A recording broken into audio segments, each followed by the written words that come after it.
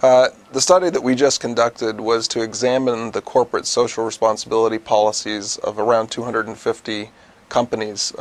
We spoke not with the leaders of corporate social responsibility at these companies, but rather with top business strategists and business leaders to get a sense of how important CSR was to the way that they think about their business and that they manage their business on an ongoing basis. Corporate social responsibility is basically a description of the role that a company plays serving many different stakeholders, and in particular the role that the company plays in supporting society. So over time there's been a lot of theory about what the role of business actually is. Nowadays more than ever, business has a much more salient role and important role to play in supporting society.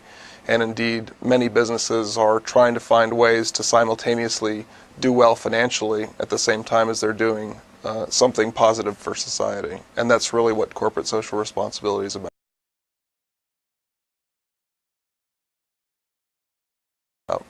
There are a number of different interesting findings that came out of the study. The first is that many companies today are being very prospective about how they view corporate responsibility. They're not looking at it solely as a way of meeting regulatory requirements. What they are doing is looking at vehicles to use corporate social responsibility to drive new revenue streams, to retain and grow customer loyalty, to seek new market share, and even to develop new products and services. So there's been a pretty significant shift from the old days where corporate responsibility was really seen as a regulatory issue to today where it's seen as a revenue generation opportunity. There are major stakeholder groups that are a part of the company's CSR landscape. The first is customers, right? They're the ones that tend to have the greatest and sometimes most influential ability to change the direction of the company. The second is shareholders, and in particular, some of the most senior shareholders in an organization, the most influential shareholders are the ones that seem to care the most about CSR and are finding CSR to be literally a board level issue.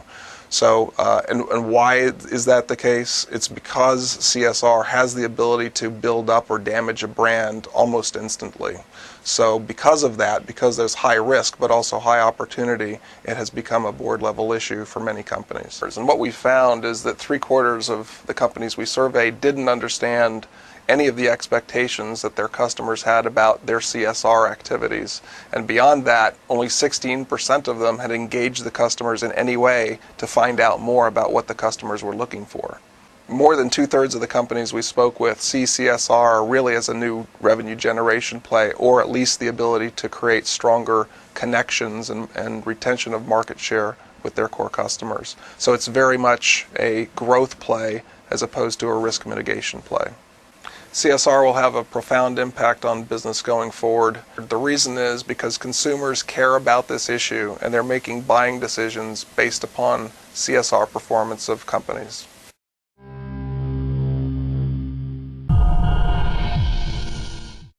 Hi, I'm Rick Stengel. I'm the editor of Time magazine, and I am here with Bill Gates to talk about his story for Time this week.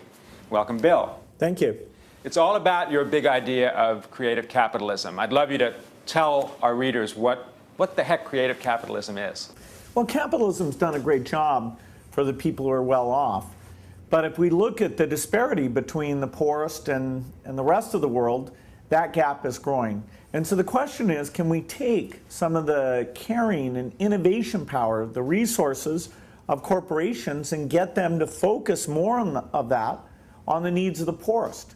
And it's very timely because whether it's breakthroughs in medicine or using cell phones in creative ways, new forms of banking, food with better nutrition, there are clearly some things that these large companies with their great resources and their innovation power, if we get them to apply that more significantly for those with the most need, that we can reduce impoverishment far faster than simply relying on government alone. Mm-hmm.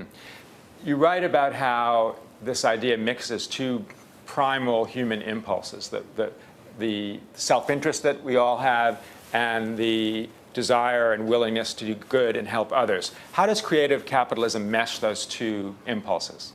Well, there's a bit of a market failure in that if you're very poor, your voice in the marketplace is very small. And so you'll have a disease like a malaria or other diseases of poor countries where it's not going to make a pure profit-driven prioritization in the same way that something like reducing baldness might, because those consumers speak with a loud economic voice.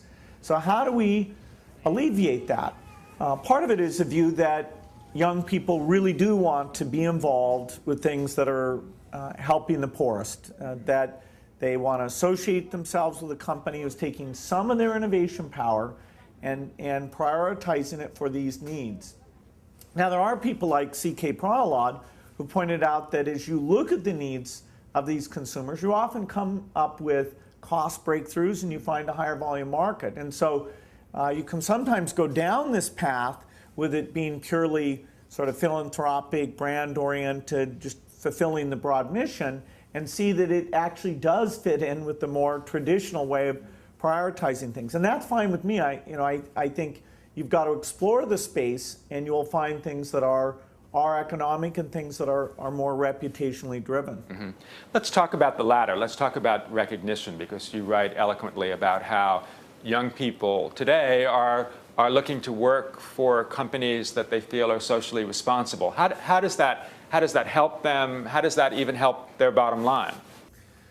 Well, I do see this big change that young people in their life's work want to feel like their company really is a positive agent for change. If their company has a certain type of science, that it's not just for the richest. And I think that is a very positive instinct that we can draw on, because companies compete to hire those people, to have them enthusiastic about the work they do. And so by taking each industry and having literally rankings that show which companies are being the most innovative and looking out for the needs of the poorest, then we'll raise the level of activity as people look at how they're being viewed. You're one of the great capitalists of the 20th century. And in the piece, you talk a little bit about the ways that capitalism has failed at the bottom of the market, or in the third world, in the developing world. How has capitalism not worked in terms of how people are feeling right now? Well, capitalism over long periods of time has worked better than anyone expected. And it's easy to lose sight of the fact of that, because we look at individual companies that fail, and yet the overall total employment over the decades has gone up and up and up. So I don't think there's many people who'd want to set the clock back and say, okay, I don't want the breakthrough medicines, I don't want the empowerment of the internet or the cell phone or the great things that we have. At all times, you're always worried about imbalances, but that's partly why the system works so well.